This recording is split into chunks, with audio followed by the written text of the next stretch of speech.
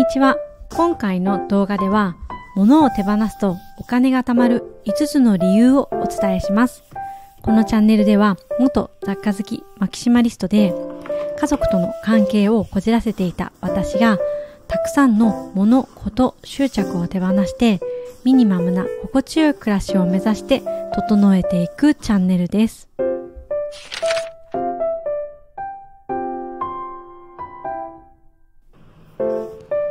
10年前と比べて圧倒的に物が減りましたが、必要なものは揃っています。ボタンをつけようと思ってすぐに針と糸が出てきますし、必要事項に記入をするとなればペンも印鑑もすぐ出せます。些細なことですが、こういうことができるようになると本当にお金が貯まるようになります。過去の私のように物を手放すことはもったいないと思っている方は、ぜひ最後までご覧ください。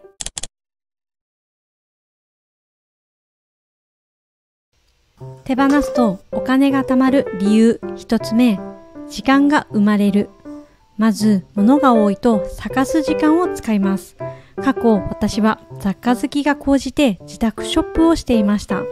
リビングにはたくさんの棚を取り付け、重機を並べ、雑貨を並べていましたが、お休みの時は全てをしまうという生活をしていました。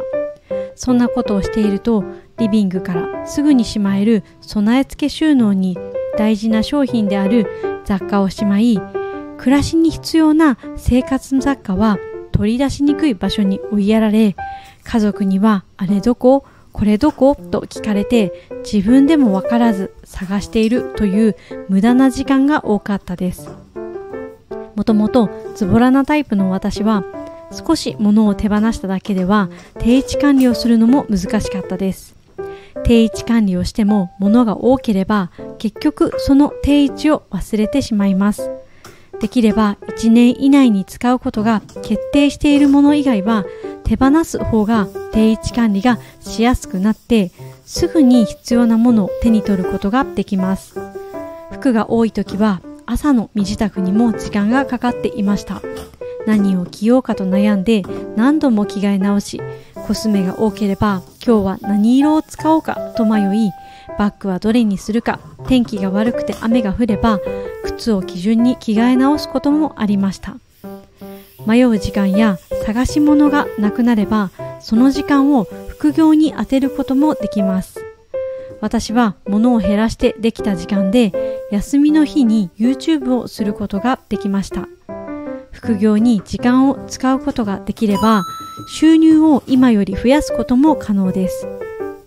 時間があれば、新しいことを勉強したり、資格の取得をしたりして、今よりスキルアップすることも可能です。44歳になった今では、時間はお金よりも大切なものだと感じています。手放すと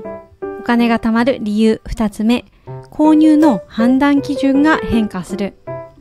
物を手放していくときに自分の安易な考えで買ってしまったとか、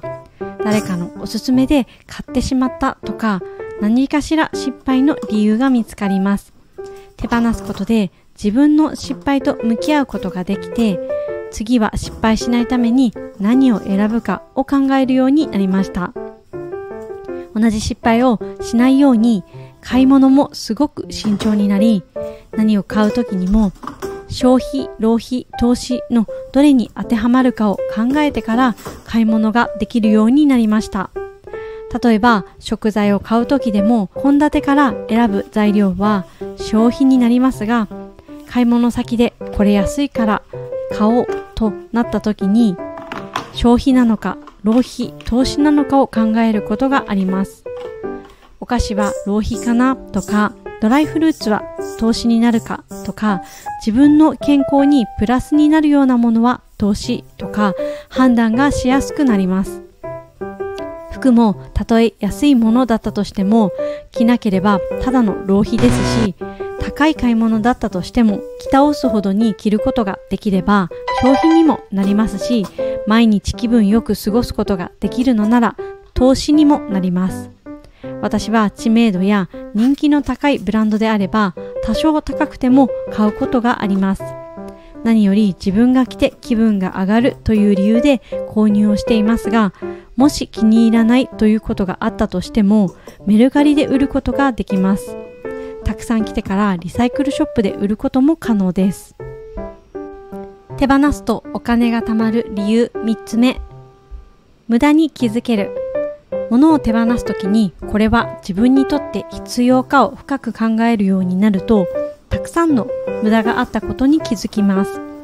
私は冒頭で家族との関係をこじらせていたとお伝えしていますが、それだけでなくいろいろとこじらせていたことに手放していて気づきました。例えば家族みんなが使いやすいようにと定位置管理をしたけれど、定位置が多すぎて逆に分かりにくいとか、取り出しやすくしようと収納ボックスを買ってみたけど、物の見直しをするたびに収納ボックスも捨てているとか、こじらせていることに気づけると、物を減らしきるまでは収納ボックスを買う必要はないと決めることもできました。玄関で使うからと何でもかんでも玄関に収納してみたら、部屋に置いているものと玄関に置くものの管理がしづらくなったり、洗濯した後にしまうのが面倒になったりとこじらせることもあります。物を手放していると、物だけでなくお金ややることの無駄にも気づきやすくなります。物の無駄に気づけば無駄な買い物は減ります。以前パンを食べるからとマーガリンを買っていたことがありますが、その時バターも買っていました。パンに塗るならバターの方が美味しいですし、体にもいいです。ですが当時はバターはパンに塗りづらいという理由でわざわざマーガリンを買っていました。こういった小さな無駄に気づけるようになると、余りがちなドレッシングは買わないとか、ジャムは使い切れないから蜂蜜で代用するとか、自分なりの無駄を省くルールもできていきます。物だけでなくことも今の自分にとって無駄がないかと考えられるようになって、 YouTube に集中することもできています。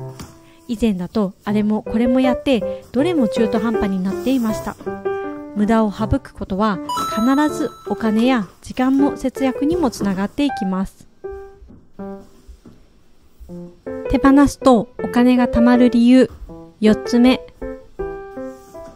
維持費や固定費が省ける。物には持っているだけでお金がかかり続けるものがあります。例えばテレビは持っているだけで受信料を払い続けますし、換気扇は定期的にフィルター交換が必要になります。車を持てば税金や保険、車検代、人によっては駐車場代がかかることもあります。どれも便利なもので、誰かによっては投資すべきものだったりしますが、持たなければその分お金を貯めることも可能です。大事なことは自分にとって本当に必要なものかを見極めることだと思います。私の場合はストーブを持っていますが、こたつや電気カーペットは持っていません。冬はエアコンをつけずにストーブのみで夜間を乗せているので、加湿器も持ちません。私はもともとズボラで管理も苦手なので、もしそれぞれ持っていればどの家電も使ってしまうと思います。家族があっちもこっちも使っていたら節約してと怒ってしまうこともあると思います。物が少なければ維持費や固定費がおのずと省けて、迷ったり家族にイライラすることも減ります。手放すとお金が貯まる理由5つ目。物がお金になる。私は10年ほど前から物を手放してきていますが、たくさんのものをオークションやメルカリやリサイクルショップで売りました。すべてを合計すると50万円以上にはなると思います。今すでに物が多すぎてどうにもならないのであれば、まずは捨てることが先決だと思いますが、売ることができるとその後に物を減らした後の暮らしをより快適にすることができます。私が売ったものは本、DVD、知名度のあるブランドの服、木製のままごとキッチン。こちらは北欧のもので高価でしたが、半額以上で売ることができました。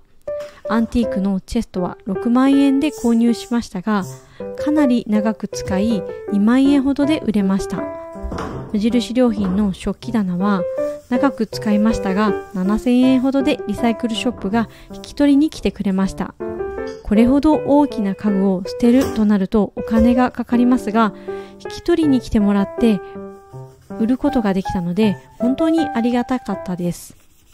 不要なものは家にあり続ければただの家賃泥棒になります。ゴミに捨てればただのゴミです。ですが自分にとって不要なものでも売ることができれば自分の資産になります。そのお金を本当に自分のやりたいことに使うこともできますし、快適に暮らせるようなものを新たに購入することもできます。私はメルカリで売ったメルペイでスマートスピーカーを買いました。寝室に置いていた時計をなくして、この壁につけられるスマートスピーカーにしたことで、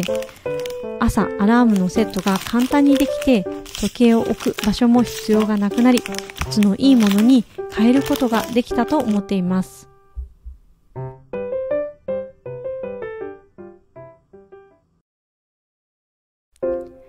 いかがでしたか？今回の動画では、物を手放すとお金が貯まる5つの理由をお伝えしました。物を手放すとお金や時間や余白ができるということはよく言われますが、私なりに感じているお金が貯まる理由を失敗の経験をもとに考えてみました。物を手放すことはネガティブに捉えられることも多いですが、物価が上昇し続ける現代においては、やらない理由はないと感じています。まだ手をつけていない宝の山がありましたら、ぜひ手放してみてくださいね。